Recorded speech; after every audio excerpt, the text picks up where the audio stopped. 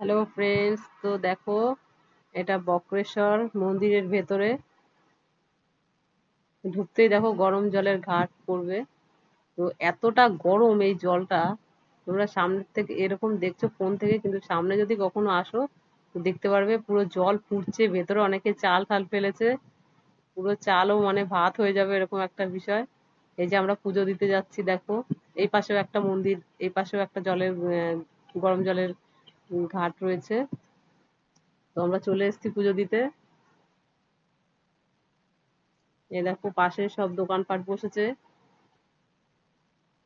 আমরা যেই টাইমে এসেছি মানে সেইখানটা একটু ফাঁকা ফাঁকাই ছিল, বেশ ভালোই ইয়ে দিচ্ছিলাম আমরা। দেখো এই যে কুমারী পুজো হচ্ছে এখানটায়। আমরা ঠিক ভালো টাইমেই চলে গেছিলাম, ওই যে মায়ের মন্দির যেখানে আর কি মায়ের যে ইয়েটা করেছিল, এখানে একটা অংশ। এই যে মায়ের মন্দির দেখো তোমরা, কতটা সুন্দর মায়ের মুখটা। এই যে পুজো হচ্ছিল, আমরা গেলাম ওখান থেকে। এই যে এখানে কুমারী পুজো হচ্ছিল, অনেকে দেখলাম দাঁড়িয়ে ছিল। আমাদেরও খুব ভালো লাগছিল দেখতে, কোনোদিনও সামনের থেকে দেখিনি সেদিন। মানে ঠিক এমন টাইমেই আমরা গেছিলাম যে মন্দিরে পুজোটাও ভালো করে দেখতে পেলাম।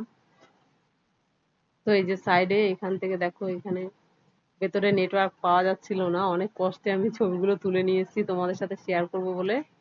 এই পাশেও একটা মন্দিরের ঘাট আছে, যে গরম জলের ঘাট, ওখানটায় সবাই পা টা ধোয়, ওখানটায় জল টল মাথা টাথা দিয়ে ওখান থেকে আবার জল নিয়ে আসে, নিয়ে এসে এখানে একটা শিবের মন্দির আছে। এই যে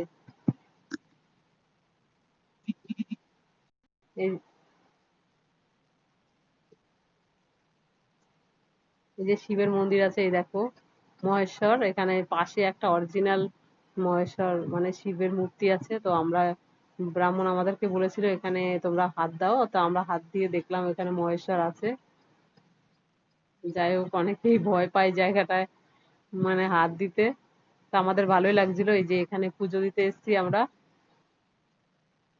এখানে নেটওয়ার্কের খুবই সমস্যা, এখানে নেট পাওয়াই যায় না, অনেক কষ্টে আমি ছবিটা তুলেছি, ভিডিও ভিডিও করেছি আমি তোমাদের সাথে শেয়ার করব বলে। এটা সামনের থেকে মানে লোকজন ছিল না বলে এটা সম্ভব ছিল, লোক হলে আমি হয়তো এই জিনিসটা আমি তোমাদেরকে দেখাতেও পারতাম না।